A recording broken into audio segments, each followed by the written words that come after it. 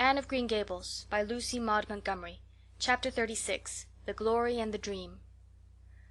On the morning when the final results of all the examinations were to be posted on the bulletin board at Queen's, Anne and Jane walked down the street together. Jane was smiling and happy. Examinations were over, and she was comfortably sure she had made a pass at least. Further considerations troubled Jane not at all. She had no soaring ambitions, and consequently was not affected with the unrest attendant thereon. For we pay a price for everything we get or take in this world, and although ambitions are well worth having, they are not to be cheaply won, but exact their dues of work and self-denial, anxiety and discouragement. Anne was pale and quiet. In 10 more minutes she would know who had won the medal and who the Avery. Beyond those 10 minutes there did not seem just then to be anything worth being called time. "Of course you'll win one of them anyhow," said Jane, who couldn't understand how the faculty could be so unfair as to order it otherwise. "I have not hope of the Avery," said Anne. "Everybody says Emily Clay will win it, and I'm not going to march up to that bulletin board and look at it before everybody. I haven't the moral courage. I'm going straight to the girls' dressing room. You must read the announcements and then come and tell me, Jane, and I implore you in the name of our old friendship to do it as quickly as possible. If I have failed, just say so without trying to break it gently. And whatever you do, don't sympathize with me. Promise me this, Jane." Jane promised solemnly, but as it happened there was no necessity for such a promise. When they went up the entrance steps of Queen's they found the hall full of boys who were carrying Gilbert Blythe around on their shoulders and yelling at the tops of their voices, "Hurrah for Blythe, medalist!" For a moment Anne felt one sickening pang of defeat and disappointment. So she had failed and Gilbert had won. Well, Matthew would be sorry. He had been so sure she would win. And then somebody called out, "3 cheers for Miss Shirley, winner of the Avery!" "Oh, Anne!" gasped Jane, as they fled to the girls' dressing room amid hearty cheers. "Oh, Anne, I'm so proud. Isn't it splendid?" And then the girls were around them, and Anne was the center of a laughing, congratulating group. Her shoulders were thumped and her hands shaken vigorously.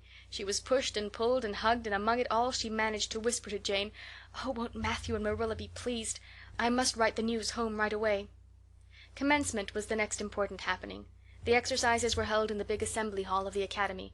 Addresses were given, essays read, songs sung, the public award of diplomas, prizes, and medals made. Matthew and Marilla were there, with eyes and ears for only one student on the platform, a tall girl in pale green, with faintly flushed cheeks and starry eyes, who read the best essay and was pointed out and whispered about as the Avery winner. "Reckon you're glad we kept her, Marilla?" whispered Matthew, speaking for the first time since he had entered the hall, when Anne had finished her essay. "It's not the first time I've been glad," retorted Marilla. "You do like to rub things in, Matthew Cuthbert." Miss Barry, who was sitting behind them, leaned forward and poked Marilla in the back with her parasol. "Aren't you proud of that, Anne girl? I am," she said. Anne went home to Avonlea with Matthew and Marilla that evening. She had not been home since April, and she felt that she could not wait another day. The apple blossoms were out and the world was fresh and young. Diana was at Green Gables to meet her. In her own white room, where Marilla had set a flowering house rose on the window-sill, Anne looked about her and drew a long breath of happiness. "Oh, Diana, it's so good to be back again. It's so good to see those pointed firs coming out against the pink sky, and that white orchard against the old Snow Queen. Isn't the breath of the mint delicious? And that tea rose, why, it's a song and a hope and a prayer all in one. And it's good to see you again, Diana." "I thought you liked that Stella Maynard better than me," said Diana reproachfully. "Josie Pye told me you did. Josie said you were infatuated with her." Anne laughed and pelted Diana with the faded June lilies of her bouquet. "Stella Maynard is the dearest girl in the world, except one, and you are that one, Diana," she said.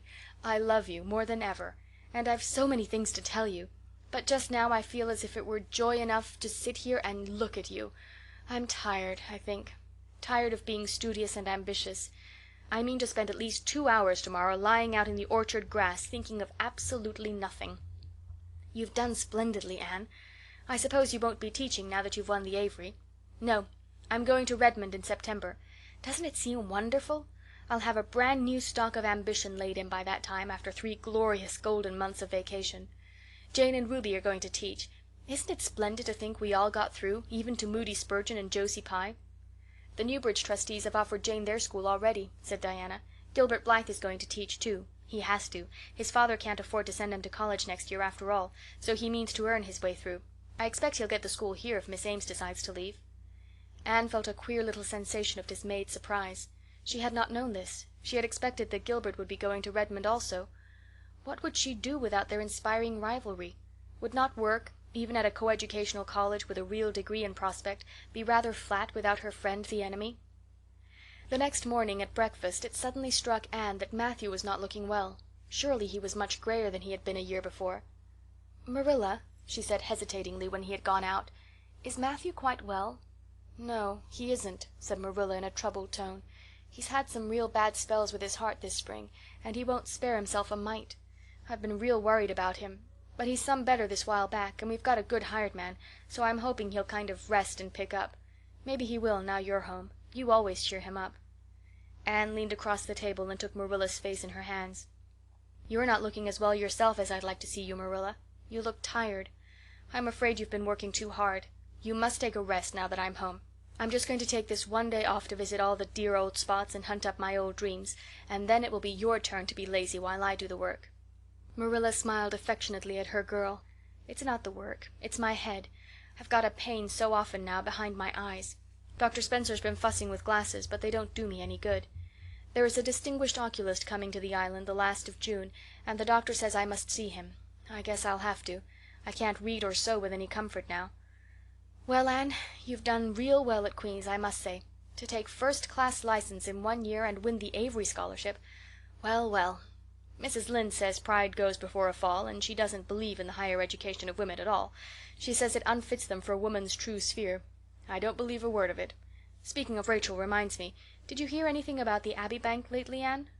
"I heard it was shaky," answered Anne. "Why?" "That is what Rachel said. She was up here one day last week and said there was some talk about it.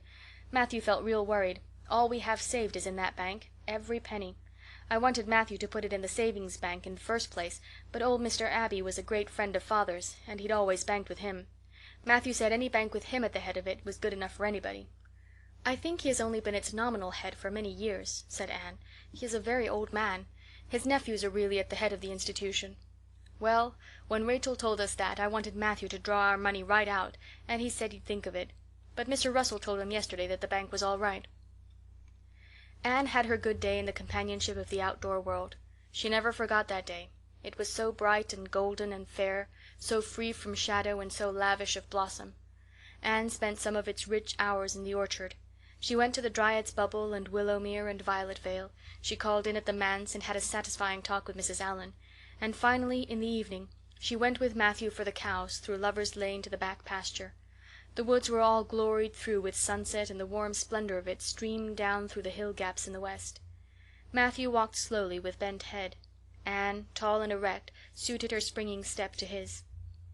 "You've been working too hard today, Matthew," she said reproachfully. "Why don't you take things easier?" "Well now, I can't seem to," said Matthew as he opened the yard gate to let the cows through. "It's only that I'm getting old, Anne, and keep forgetting it. Well, well, I've always worked pretty hard, and I'd rather drop in harness." "If I had been the boy you sent for," said Anne wistfully, "I'd be able to help you so much now and spare you in 100 ways. I could find it in my heart to wish I had been, just for that." "Well now, I'd rather have you than a dozen boys, Anne," said Matthew, patting her hand. "Just mind you that. Rather than a dozen boys. Well now, I guess it wasn't a boy that took the Avery scholarship, was it? It was a girl. My girl that I'm proud of." He smiled his shy smile at her as he went into the yard.